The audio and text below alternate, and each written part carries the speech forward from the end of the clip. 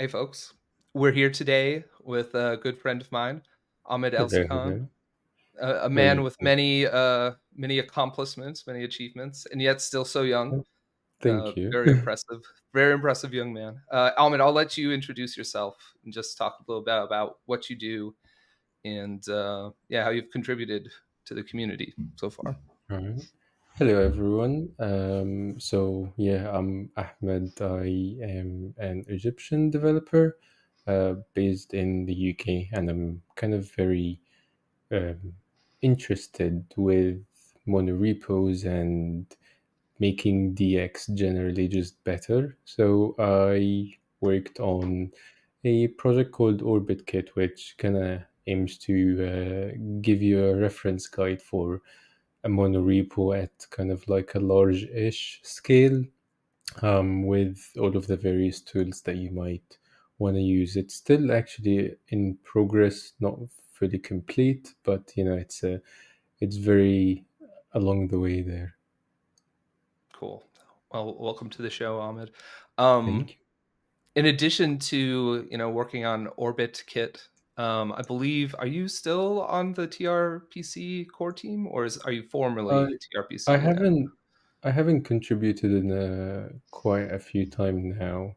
I'm Okay, still like in the Discord server and all of that stuff. I'm good friends with all of the guys there, and I am planning to contribute again in the future. But it just there is a lot of things happening currently yeah, for me, and so yeah, I didn't quite have enough time to do that. well, that's all cool.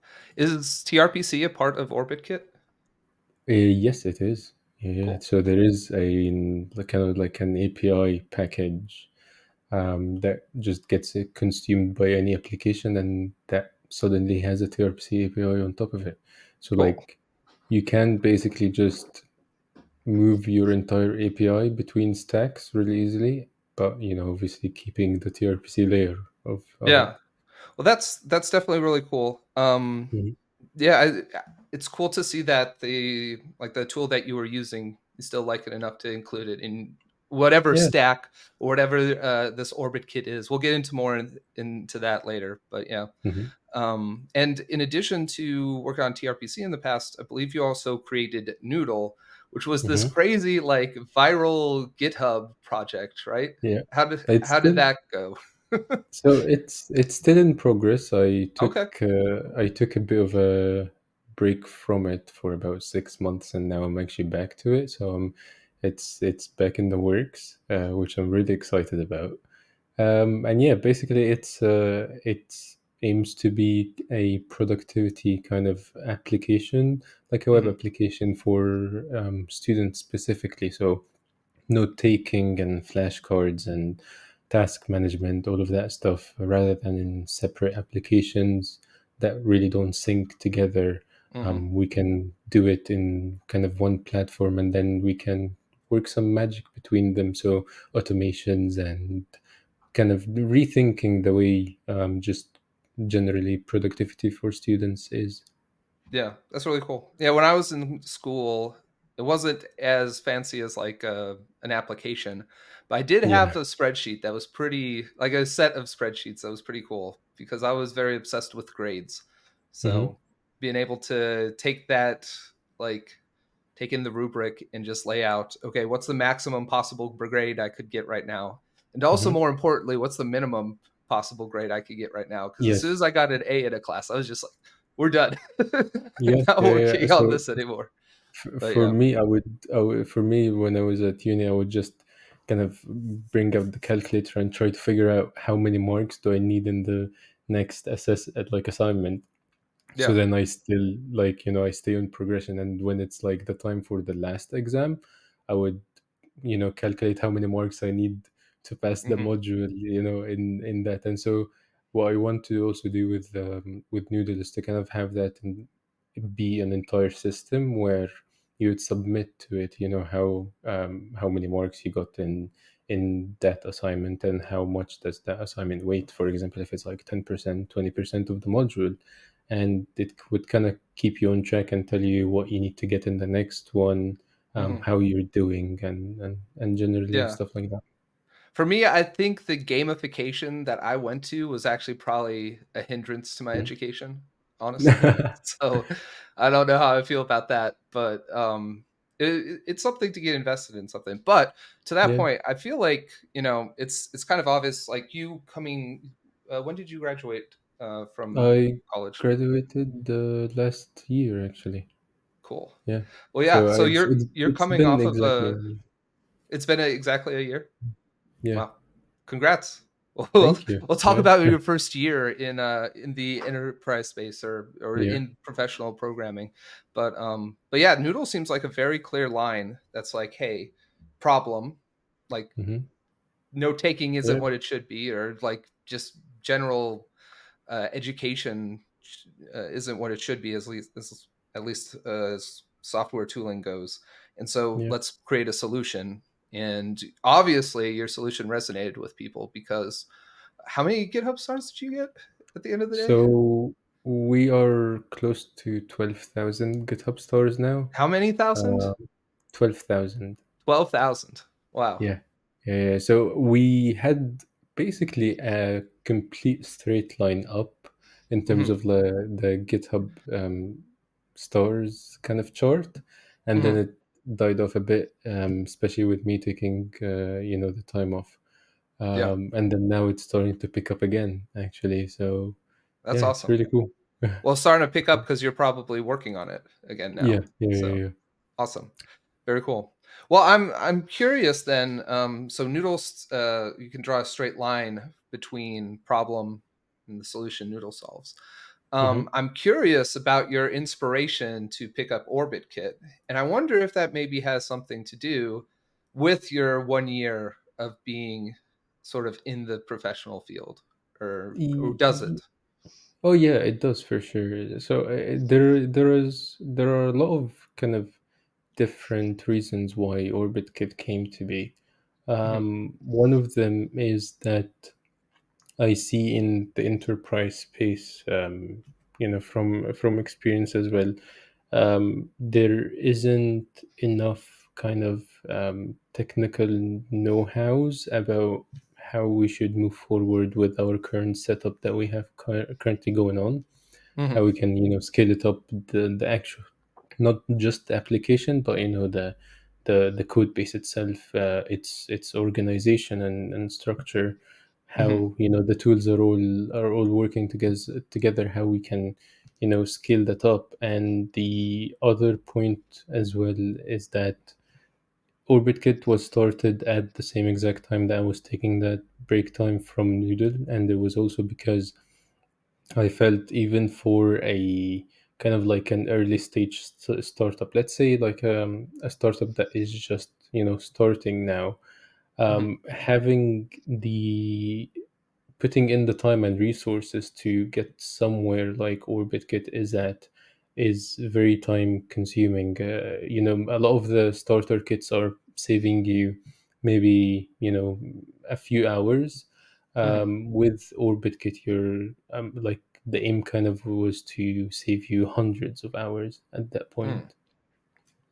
That's cool. So yeah. One thing, and maybe this comes just from some of our conversations, and so I hope I Mhm. don't get into any of the privileged stuff. I don't think we Yeah. will, but like when we were talking about Noodle, there was a point, especially when you first got started, and Hmm. I remember you being very like enthusiastic about things. You wanted for Noodle to not just be, this better application Yeah. for students. You also wanted it to be like sort of an example for people about how a mono repo should be, and to Hmm. also like Hmm. publish like these open source packages Yep. around. I don't think it was around education. I think it was more around how a repo would be managed, because you had these opinions about Yeah. how mono repos, or how just repos, I guess, should be Hmm. managed, or how they should Hmm. be Hmm. set up. So Yeah. I'm curious if that kind of moved from Noodle, because I know with Noodle you wanted to be more focused just on the education and kind of put all that other extra stuff aside. I wonder Mhm. if in putting it aside, it kind of moved into OrbitKit. So the kind of direction that I went with is that I do eventually do want to do this still with Noodle, where I Okay. call it the Noodle umbrella, where there's the OSS packages that from our own hardships, building the application, if we find something that is useful for other people, we would, make it a package and publish it. Right. Even for example, the design system, which a lot of people seem to like. So I thought, make a design system, the Noodle design system, publish it to npm, and then people can also use it.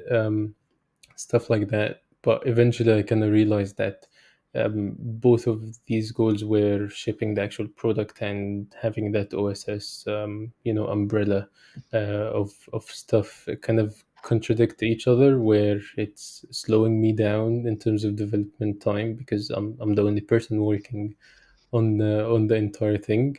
Hmm. So yeah, I thought about with with that break time when when I did come back to Noodle, I actually switch. I didn't switch it to a monorepo, so I actually kept it as just an XJS application.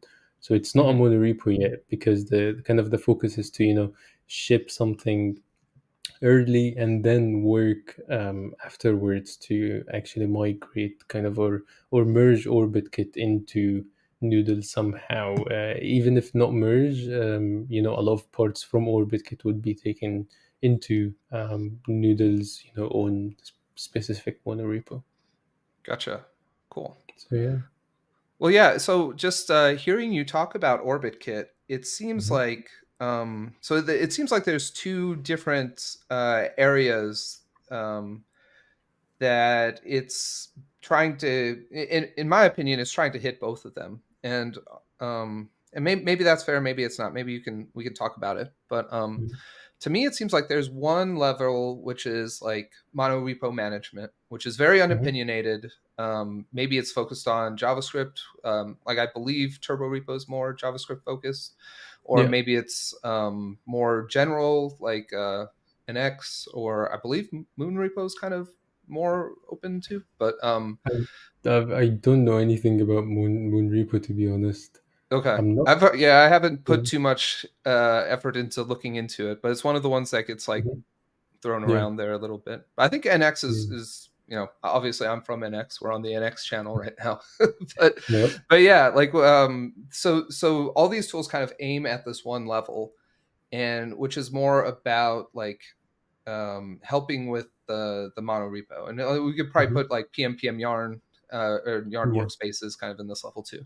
So so there's something at that level, and then there's something different, which is like um, it seems to me like the T3 stack Mhm. would be one of these things, like where the so if listeners maybe aren't familiar, the T3 stack is a stack that Theo puts it together, right? Like he manages it. It it was started by Nexel, and then yeah, Theo, Theo took came it over.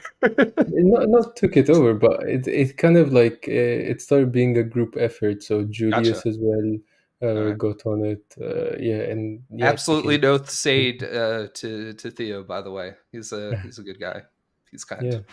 But yeah, so between the two of them, they built this stack that itself is like on top of like mainly Next.js, from what I can Yes. tell. Yeah. Yeah. So, but it's putting like these different technologies together in a very opinionated way to make you like be able to ship really quick. Mm-hmm. Um, and I feel like what you are trying to do is take these two things, put them together. Like you're saying, these things need to come together Mm-hmm. by putting out OrbitKit, and that is the goal. Is that fair or? Oh, I like to think about it as the T3 stack, and the thing is, it's not so the T3 stack primarily is the T3 app, but there's also T3 Turbo, which is another kind of like starter kit. Mhm. There is like a few of them. There is as well some another one called T3 Complete, which has a bit more stuff. Yeah. And So maybe for listeners who aren't familiar with these different stacks, can we just Mhm. talk about like the kinds of technologies that go in there? Yeah, Like I think so. T3 Turbo, the main difference is that it becomes a monorepo. the Hmm. T3 stack becomes a monorepo. I think T3 Complete might have testing in it. I'm not quite sure actually what T3 Complete has. I just know that it has just more stuff Right. in But the stack. T3 itself is going to ship with like options for auth and for database and Mhm. for like It does. Tailwind, I believe. Yeah, So yeah. So it does already have some options like, um, well, it fakes you into thinking that there is an option between JavaScript and yeah, TypeScript, but if you I pick feel like a JavaScript, it's lot of still gonna people pick are aware TypeScript. of now, where they ask you, "Do you want to use TypeScript?" And if you say It's no, they say you're yeah. wrong. Here's TypeScript It's one of the best areas actually. I love it. too. But yeah, so there is like choices between database stuff like SQLite, Postgres, Okay. MySQL. They're all Oh, so built maybe on it's not on top of Azure. opinionated as it is like giving you options for how to compose a stack. Um, No, no. That I think the primary example of composing a Next.js stack would Hmm. be a project called Kurimase, I think is how you say it. But it's kind of like a CLI that you tell it, oh, add something like ShatCN or add something like auth with next auth, and they would just set it up for you. Hmm. Um, so it's basically kind of like an NX generator for Next.js. Yeah, Yeah. that makes sense. I like NX generators. I yeah, like to use that analogy. yeah, they're cool. Yeah, yeah, I like them too. It's cool. So, how do you see OrbKit as kind of falling in with some of these other projects, like say T3's Turbo, or do you see it as something different?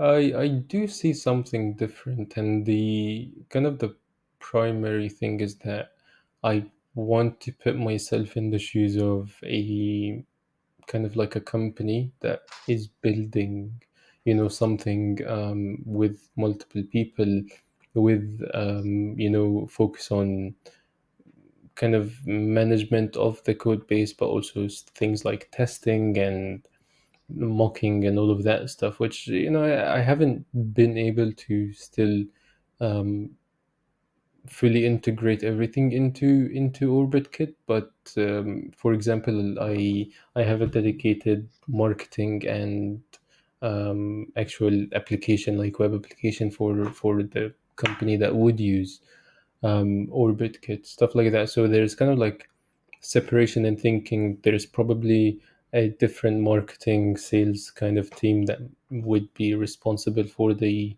marketing website. Hmm. So the code base is kind of made into splitting these kind of two into their own different project like applications in the monorepo. um, so yeah, that's kind of like the thinking behind OrbitKit is that first and foremost, it's kind of like a reference guide of how to integrate the many tools that we currently have in the JS ecosystem, especially in monorepos. Kind of like elevates the complexity one level up, Hmm. um, and so yeah, that's kind of like the main focus of it. But at the same time, shipping something that is very complete to the point that you could take it and spend a little bit of time. It's not going to be as quickly to set up as something like T3, but once you do set it up and once you are using it, you can take that and build an entire company on top. That's really cool. So, Mm. it seems like you definitely have like an enterprise focus to Yeah, OrbKit. So, yeah, did yeah. you have like a certain scale in mind, like how many people, or? It's not by the people, but rather by what the position of the company might be. Hmm. So, for example, there is an idea I have of mine where the like yeah, you can say it's a starter kit, but basically the idea behind it is like a company probably has a careers page, so maybe we integrate some logic that makes things like a careers page actually work out of the box, and you just add your own company, design, influence, and all of that stuff to kind of make it look like yours. Hmm. uh, for example, as well, like a blog, stuff like that. And yeah, just get something, built that is very at a very good level to be used, at enterprises. Yeah. So like the idea is kind of, well, it sounds like a starter kit from the way you describe it. For example, like Mhm. having a sort of like a pre-built career page. With, I guess, with the idea, like, would the idea be that it's like a boilerplate for what most career pages look like, and then Yeah, here's yeah. some ways that you could Mhm. adjust it.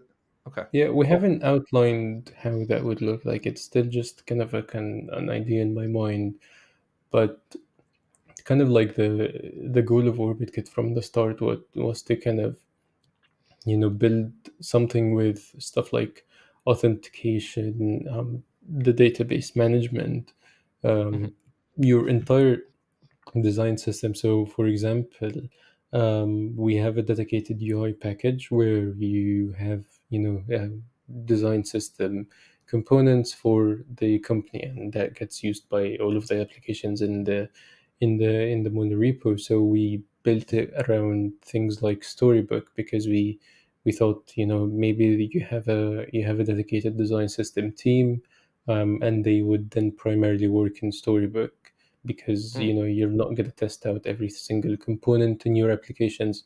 So, for example, OrbitKit has, Storybook completely set up, out of the start. Very cool. Yeah, Storybook. I like it a lot. It does Mhm. seem like it is quite a, well. Sometimes it feels like it's quite a buy-in to go that direction. Um, Yeah, so it is can it, be. yeah. So some tool that takes away the payment you have to make while still getting the rewards definitely sounds like a cool Mhm. idea. Yeah. You I'm can curious you on your can take use. about a design system too. Oh, sorry. Mhm. Oh yeah, I was gonna say you can use Storybook for a lot of things, like even testing. Yeah. And the quite nice thing about it is that you can actually choose, what you're gonna use OrbitKit in. I Mhm. mean, Storybook in. For example, if you don't want to use the testing stuff, you can just, not Yeah. not add it in. I really quite like the add-ons system that they have, where, if you just want a feature, you probably have an add-on that you install, and that's Yeah. it. Yeah. So maybe to back up a level for folks that may not be aware of what Storybook is or what we're talking about. So Storybook is this really cool application that's kind of set up to create a storybook, or to create like this isolated way of um, being able to play with or test or Mhm. design with components. So Yeah. it's, I think pretty much what it comes down to is like, if we're talking in the context of a monorepo, it is like an application by itself Hmm. that that you would like serve locally to be able to like see how it's running and how things are going. And then it's like there's routing built in, so you can every time you create a new story, it automatically puts like a new route in your application, so you can Hmm. see, hey, here's this component I'm interested in, let's click on that, and it shows it in isolation. And so that opens up all these opportunities. And they have a whole set of plugins, like Ahmed mentioned, around. Hmm. I think testing is a plugin, or testing might actually be built into the Yeah, core yeah. now. So no, so there is the interactions add-on that adds That's what the it is. That's testing, thing, and the quite cool thing about it is that it uses Playwright under the hood, actually. So it's, yeah, it's not just kind of like a JS DOM type of thing. right. Yeah, it's kind of like it's actually, playing with this thing in the browser, which I Yes, think is the yeah, right way. That's the right approach for all yeah, testing, in my yeah, opinion. If and your stuff is like based on the browser, so. But yeah. I think as well, because they used that approach, they were the first ones to kind of come up with an RRC testing kind of Oh, okay. layer as well, so that you can actually test React Server components in Storybook, which is really cool. That's neat. I was not aware of Hmm. that actually. That's Yeah, really cool. yeah. But yeah, so cool. So I'm just looking at all the things that OrbKit has, like all the technologies inside of it, and it is quite an extensive list. Yeah, So that's it's kind of it's a cool. big list. Yeah, in some of our previous conversations, one of the topics that came up was how interesting the JavaScript ecosystem is, because there are like just the fact that there exist these many tools and Hmm. this number of high quality tools is really remarkable. I think actually Hmm. Hmm. that there's just like a wealth of completely open projects and tools out there for us to use that can Hmm. very much help your like your projects. I Oh do yeah. think there's a huge cost that comes in with using these tools that maybe sometimes goes unspoken, just because hype, or I don't know if hype's the right word, but just wanting to have the extra tooling. I Hmm. think a lot of us engineers get really get really excited about that and we start adding Yeah. these things in, and sometimes I don't think we think about the ultimate end goal, which isn't like how much am I enjoying my Tuesday. It's actually how much are we actually shipping out to our clients, or how Hmm. much are we actually giving a better experience to our clients, or to our users. So yeah, Yeah.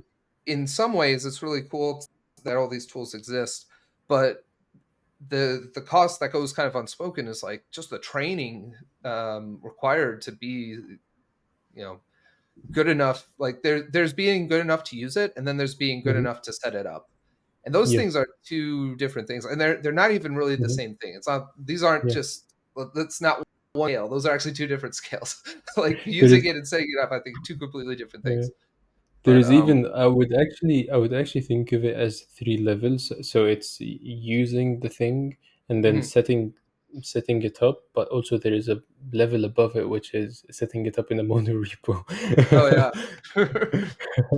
So Yeah, yeah. well, a lot of, and it's interesting because a lot of these tools are not set up with that in mind in particular. Yes. In fact, Mhm. there's conventions that don't make sense in a world of two or more. There's a lot of the Mhm. conventions with a lot of these tools that only work or make sense in a world where there's only one thing or one application being built.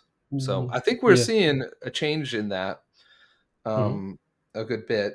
Maybe not in terms of like when you do getting started. I don't think a lot of, you're not seeing a mono repo setup for most of these tools, but you are Mhm. seeing like an obvious way for this to for the same tool to be used in a mono repo setting, which was not the Yeah. case if you go back not too long, I Yeah, think. I mean, it's a in my point of view, it's a crucial aspect of, I think, any code base. I have a kind of a a kind of a an opinion that every code base will eventually become a monorepo.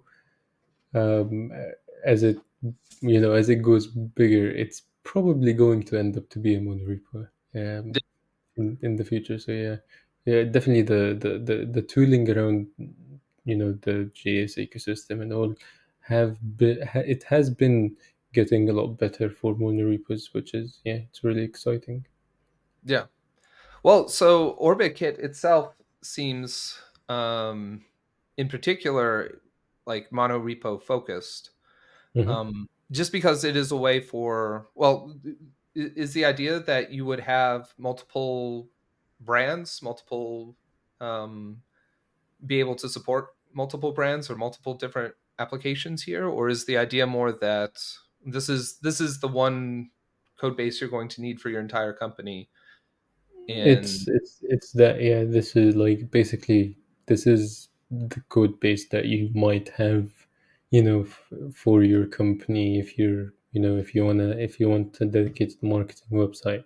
if you want a documentation, website, all of that stuff, Cool. a design system, your own kind of philosophy over your code styles with linting and formatting and all of that stuff to be across your entire organization, all of that stuff.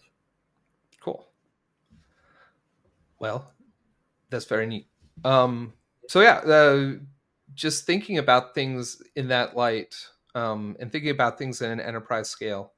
Hmm. Um, I'm curious, what do you like? Where things would look different from, say, Noodle, for example. So Noodle is Yeah. mainly you being working as you know a single developer, uh, Hmm. building up like a startup kind of. Hmm. So Hmm. where do the considerations break down there? I think maybe we talked about that a little bit. So Noodle at this point is Yeah. just a Next.js app you mentioned. Yes. Yeah. Okay. Yeah. It is. So It's so it's not a monorepo. right.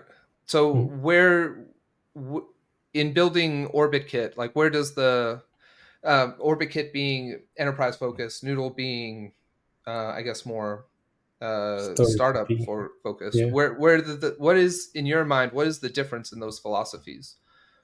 So the idea behind not having OrbitKit be in Noodle, or Hmm. like not kind of merging both of them together, is that I can offset that effort and time to the future where I will need, to be a bigger code base, a separated monorepo with packages and all of that stuff.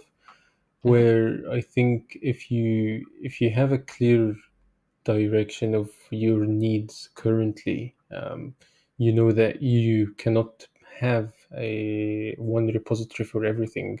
Actually, no, yeah, you can have one repository for everything. That's a monorepo. But one Yeah. application for everything. Yeah. Yeah. Yeah, if you know that you cannot have one application for everything that you will need, then that's OrbitKit. And so they as well, the thinking behind it is with them being both separated in development. OrbitKit will only be focused over DX of the entire thing, Hmm. and over time, as that matures, it becomes a really good candidate for Noodle to move on to. Hmm. So yeah. That makes It's sense. they're very different in approaches. Like one of them, Noodle is just trying to get to MVP quickly, and OrbitKit is already thinking about scalability and making an entire company with multiple applications on top of that code base. Right. So it seems like the way you think about this, it's there's like there's maybe like life cycles of an organization Yes, where of course. like yeah, so Noodle is in this place where it is trying to reach MVP as quick as possible. So Hmm. you chose the appropriate tools for that, Hmm. Hmm. which exists. Next.js, great tool Yeah. for that. Just get it up and going quickly. Whereas OrbitKit is an established organization. We have Hmm. people, we have multiple teams, and Yep. we have additional resources to work with. How can Hmm. we optimize those resources a little better? Hmm. Um, in Well, I'm curious because the it seems like one of the things that OrbitKit does that like just, Noodle at this point is just an example, but Hmm. most startup apps don't do, is just like looking at the number of technologies that it supports. Yeah. Is the idea there that is the idea for OrbitKit that we are paying the cost for you, so you don't have to Yes. worry about setting these things up? Okay. Yeah, yeah, yeah, for sure. I mean, the way I'm thinking about it, Orbit has already been in months of development, and it Hmm. hasn't been finished yet. For example, we don't even have Stripe integration yet, and so we are offsetting a massive amount of effort and time basically for the person that decides to build, on top of that. Hmm. um, but yeah, I do think of course there is kind of like different stages of development to things, specifically, startups. I think the first focus is to get that MVP as quickly as possible. So you're really not thinking about scalability. You're not thinking about, the code base and how to optimize it further and all of that stuff. You're just thinking about shipping.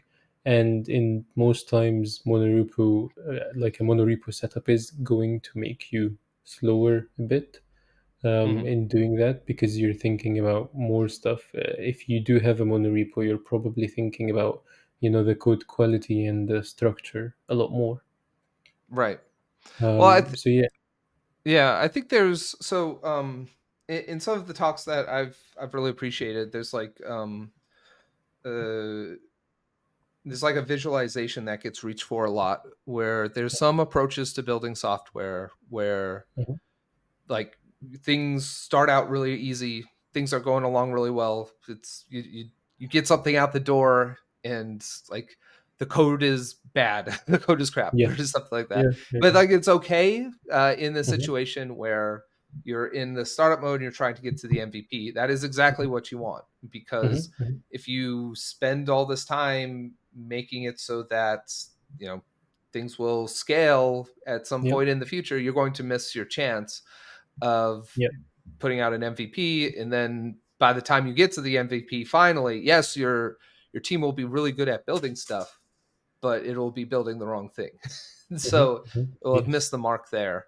So the contrast to going really fast and getting something out the door is like being very deliberate, um coming in and building a team, or it depends on like which aspect you're talking about. There's like Mhm. um working with people aspect of this, and then there's also Mhm. like the tools and technology you use, and like code quality could be another Yep. way of talking about this. But the general idea is, well, yes, we start out slow because we want to scale, because we want to gain speed over time, actually, instead of Yes. decrease speed. And the idea being that this is a much more sustainable approach. And so, like, I guess in a situation where you are an established organization, you are an enterprise organization, you very much want to not be in this other realm of, hey, Yes. let's put up like really bad stuff, but we got to do it quick, because the trade off of that is once you get that thing up, well, you're stuck with it. It's very hard for you to move then to something else. And Mhm. maybe that's not even fair, but yeah, the in contrast, you have in an established thing where you have a proven model, you want to be able to have this thing that's accelerates over time and Mhm. doesn't give in to like this quick the quick trade-off of just getting something shipped out there quickly. Now, Yeah. Yeah. I've heard that argument a bunch of times. Mhm. In my experience, it hasn't always proven that true. Mm. I don't know if this is if I have an interesting or a unique experience that way. I think almost every time the former approach where you're just putting up bad code, I think that Yeah. almost always goes better. Just Yeah. Yeah. because Yep. like at the end of the day, that's the thing that Mhm. you ultimately want to do is ship Mhm. ship things out. And it kind of goes back to some of the things we had said before. Like I think as engineers, a lot of the time we worry about how enjoyable is my Tuesday as opposed Yes. to Yeah. like how are That. we shipping this stuff. And I think like the whole in on the whole, like the enterprise space is kind of more focused on how good developers' life on Tuesday is than it should be. Does Mhm. that make sense? Yeah. I mean, I am kind of like that person where I think about my life and my code quality too much, I would Well, it's say. fair. It's a fair point, right? Like you want to, like it's a matter of motivations, and like Mhm. as a developer, obviously you want to be able to enjoy your work more. But Mhm. the question is more like, are those interests actually aligned with shipping out better stuff? Yeah, I think and there's obviously a very good argument that yes, mhm, the there is some positives to it, but mhm. yeah, I'd be So interested in your perspective there.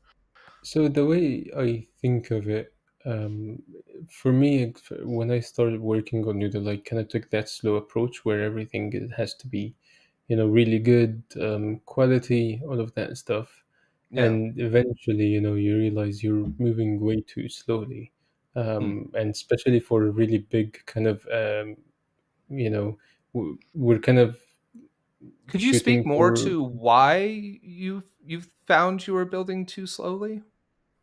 Like, So it's primarily because of there's too many different locations where you kind of need to think about where you're putting the code, how it all links together.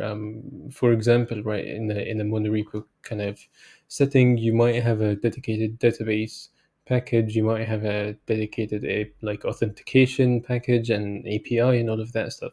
So to mhm. actually ship out a feature, right, you're gonna touch a lot of different packages and kind of Yeah, have you're doing like have a category theory, like where does this code actually yeah, belong, and like yeah, yeah. where do I draw these lines? And Versus, I think most people when they're working that Next.js app or when they're in the startup mode, they're just like, just mhm. make it work, and then we'll Yes, figure it yeah. out later. So, Exactly, and so in my perspective, being put in a monorepo case scenario makes you think more about the code quality and the organization, and that inherently makes you a bit slower mhm, going to MVP. The way that I like to think about it is, let's say you are, three friends working on a startup.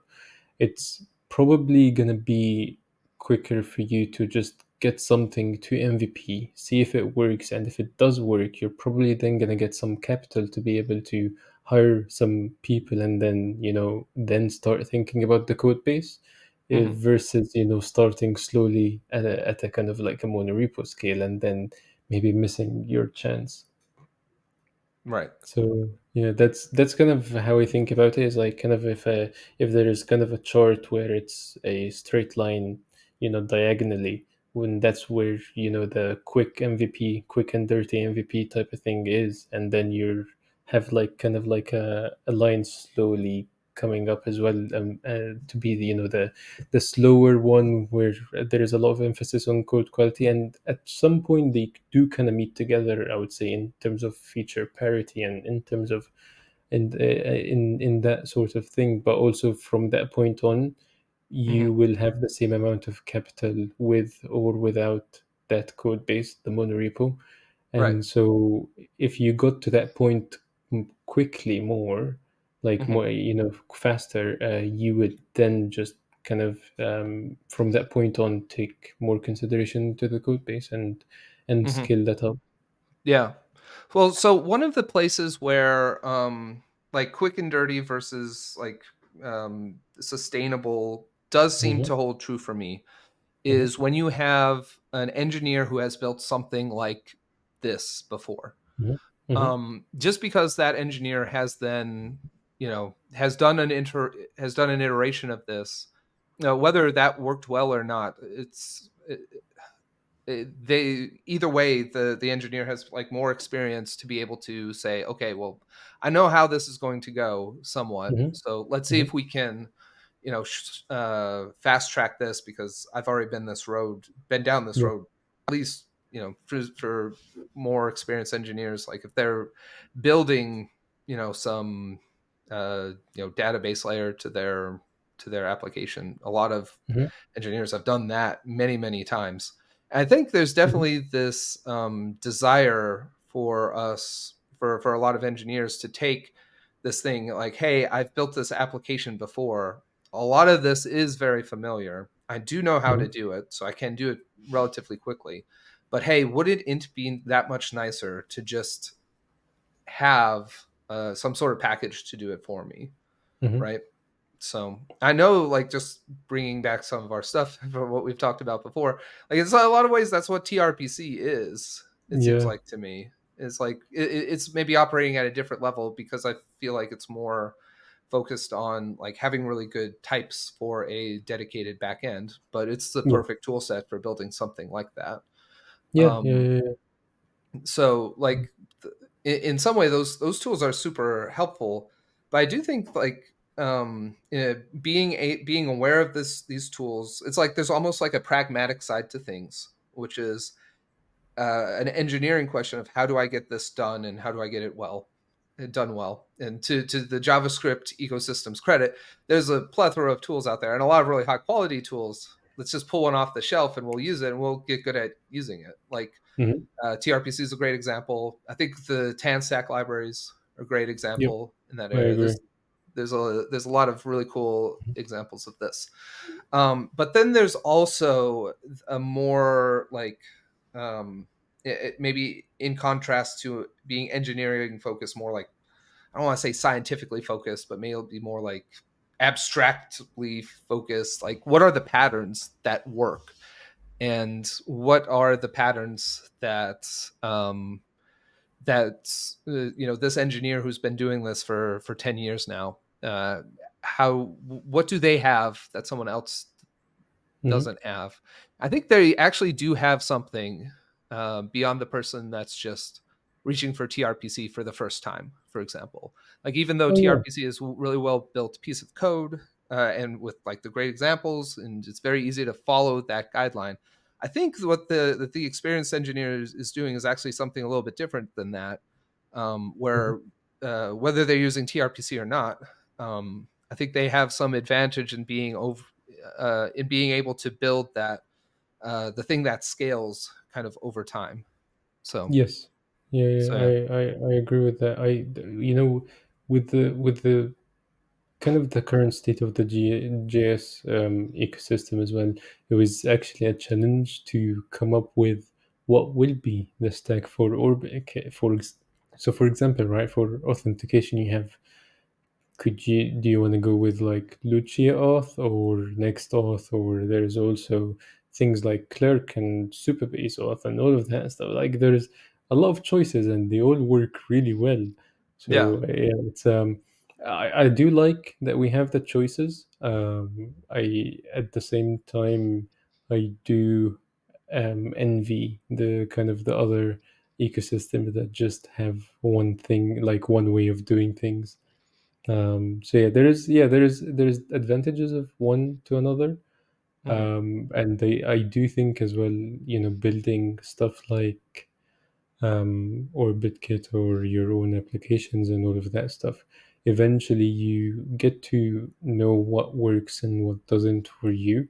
Like Mhm. in terms of the JS ecosystem, there isn't really nothing wrong with going with the amount of the different tools that are available, for example, like Prisma or Drizzle or M. Mhm. And through building stuff, you get to know what works for you, and what doesn't. And eventually that comes at a time saved cost when you do get serious about something.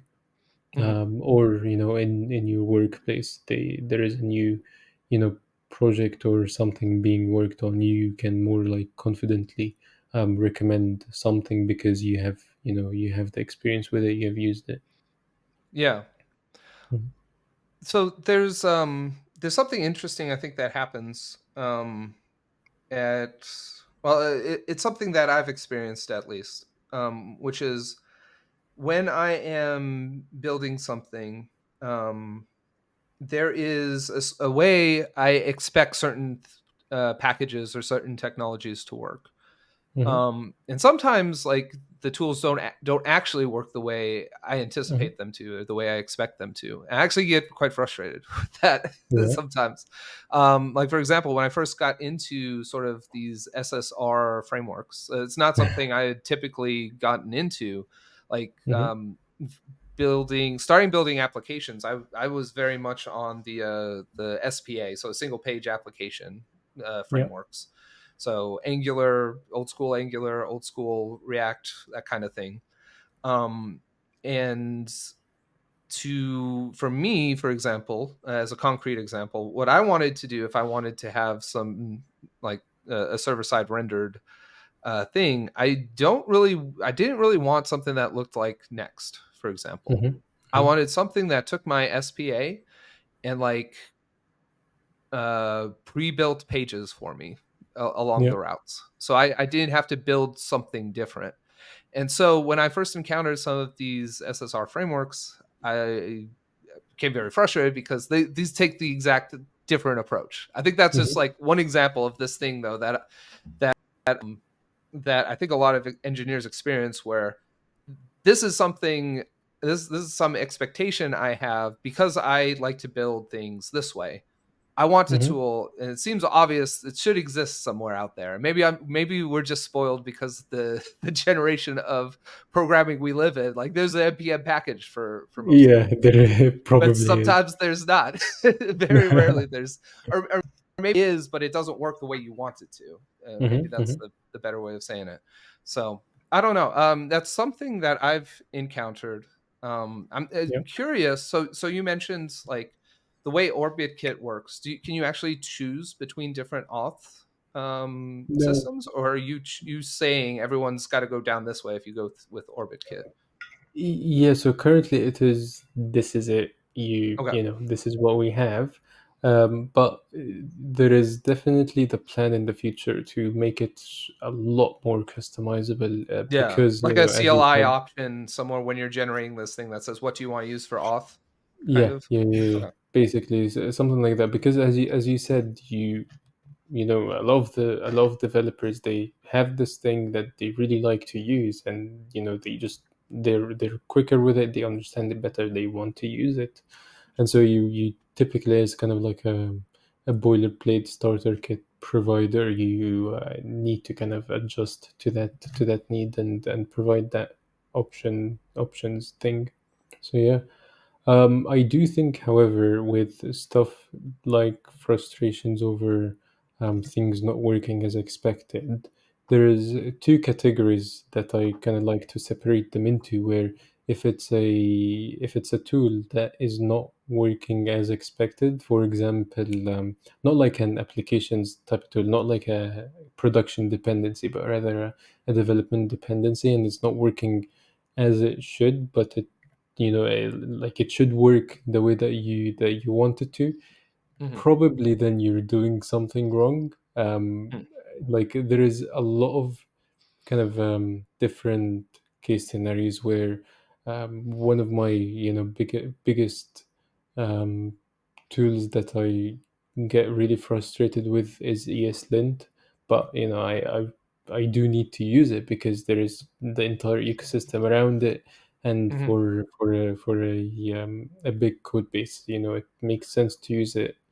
And so figuring out how to get that ESLint configuration to be really good and work as expected is really tough. And so I think it's kind of a mix of both, where it's kind of the fault of the developer. Not really the fault, but it's just because they're not really experienced with the tool. But I also do think it's a bit of a blame on the technology itself for not providing enough documentation to handle these sorts of things. Hmm. As for like kind of applications, I think frameworks like Next.js and Remix and all of that stuff, I like to think about them more as a kind of a philosophy where you're buying into their philosophy rather than it's a tool to help you. It is a tool to help you, you know, build your product and what you want to get out faster than normally.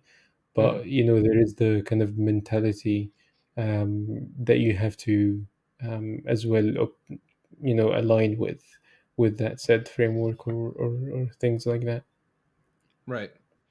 Yeah, I'm curious about. So you mentioned, for example, ESLint, Hmm. and the ESLint is so that's interesting because it's a very established tool. Yeah.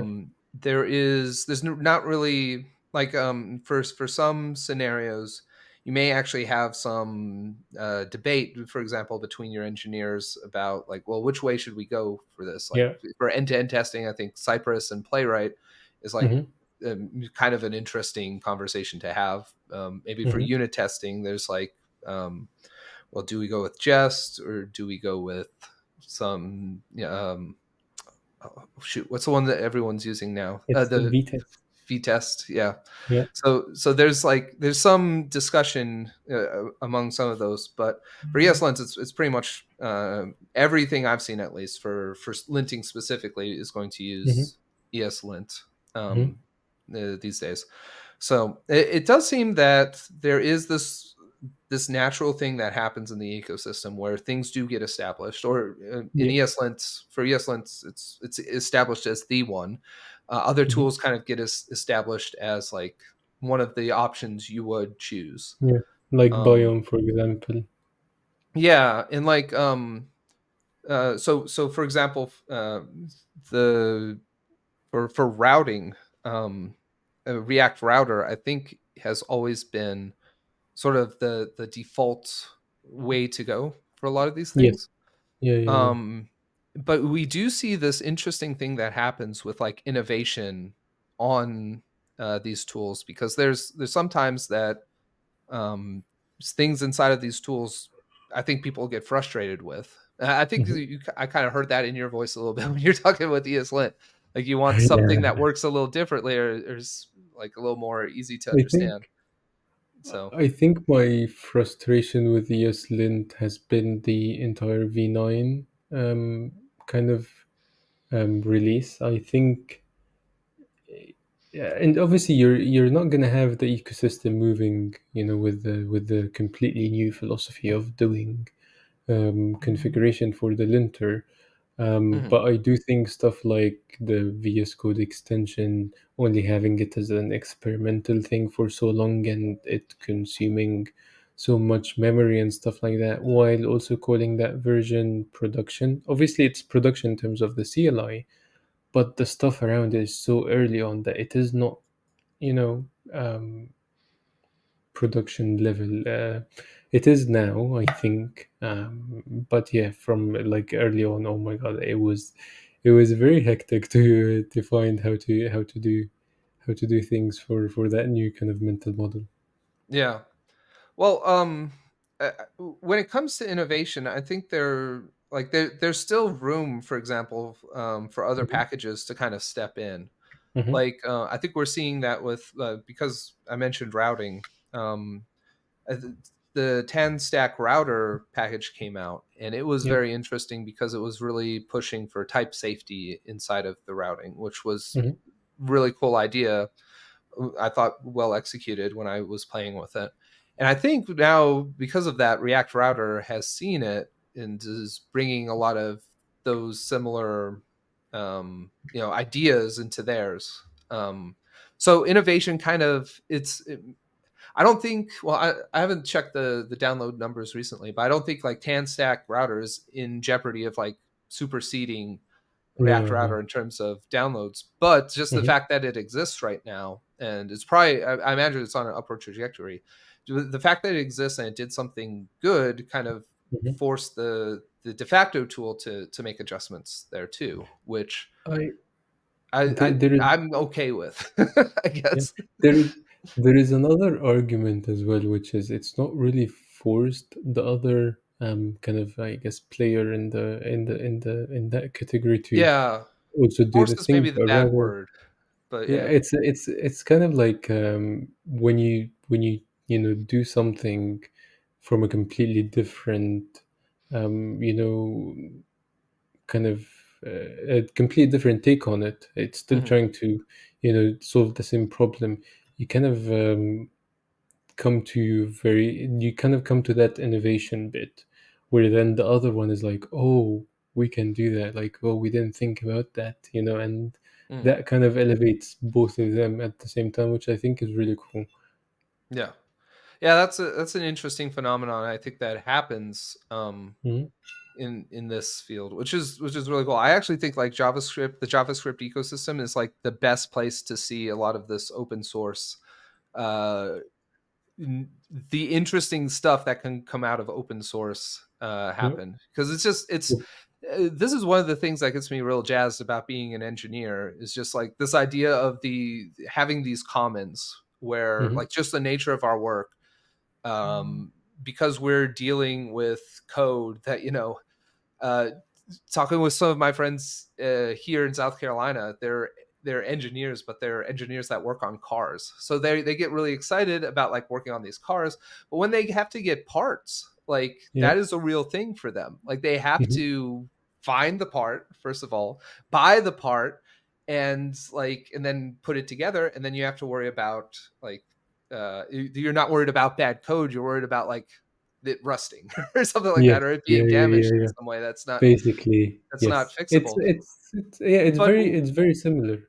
yeah, well, it is in some sense, but we have this like massive advantage, which is if I write something that is actually useful, it's actually really easy for me to put up a package that's, if it is good quality, this has a high likelihood of being discovered and used, and anyone can pull it down. Like anyone could pull down that package and get some real use out of it and build something cool with it, Hmm. Hmm. versus like which is a crazy advantage over like my automobile engineer friends who are, it's Yeah. like they're very limited by the resources they have, whereas we can just like kind of sprint and Hmm. take in all these things and just pull it all off the shelf, and there's no real cost, which is crazy Yeah. if you think about it, because there's a lot of people out there working on these things and working on them really hard.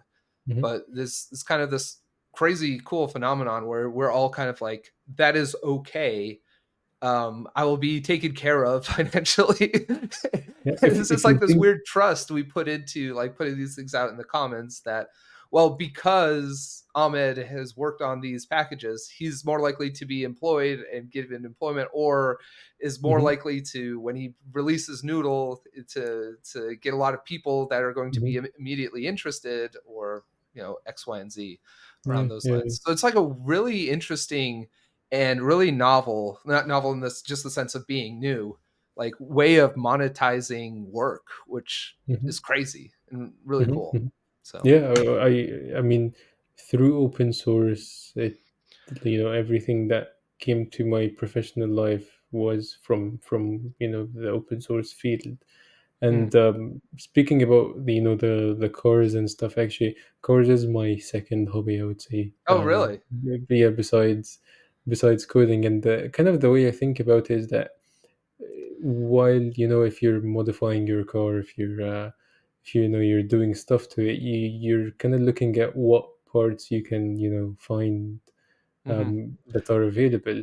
But us devs, we're kind of in a position where we're in that modifying, bit, but we also have the ability to just make the part if we really wanted to. Yeah, It's that's an interesting aspect of it too, isn't it? mhm, mhm. um So yeah, we like it's basically we have we are the customer of the thing, let's say the application, but we also can just do the product that we need yeah, to get that out. I think that's actually something that gets overlooked quite a bit. Hmm. Like, for example, linting. Like, yes, there are tools out there. I think most of the time you should absolutely use the tool because it's going to make you more productive. Hmm. But there does come a point where it does make more sense to just do it. Yeah, yeah, yeah. and um and yeah, and it's to the point where um now in the world where we live in, where there is a package for most everything, and we're learning, just sometimes we learn how to use the package instead of how to Mhm. do the thing we want to do. I think sometimes doing the thing we want to do is easier than Yeah, actually yeah, yeah. learning the package, which is wild. But I yeah, think yeah, go ahead. Yeah, I think there needs to kind of be a balance, right? In where how time consuming is it to do some like that kind of thing that you want to do, and Mhm. if there is a package, does it actually make sense to use it? For example, like Yeah, you're not gonna say, it's beneficial for me to use the is string or is odd packages on npm. yeah. Um, I but think those stuff packages like are more of a meme than anything, but they do get like a yeah. crazy amount of downloads all the time. So Hmm. Hmm.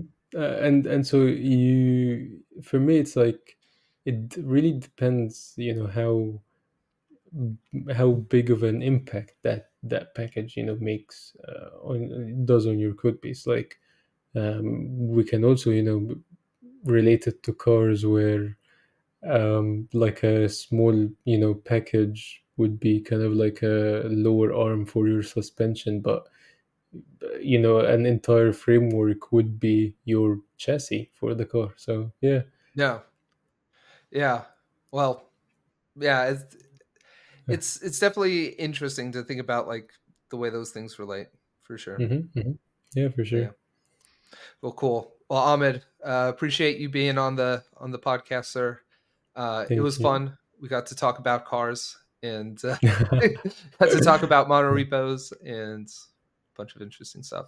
But yeah, appreciate Thank you. It was a you pleasure. being here. So at some point, it would be cool to get you on the live stream for NX as well. Love Yeah, to for like sure. do a more like hands-on uh, approach to like OrbitKit hmm at some point. I think Yeah, that would yeah, be yeah, cool. for sure. That would be great. Cool. Sounds great. Yeah, thank you All for right. having me. You got it, man. Thanks. See y'all later. Bye bye.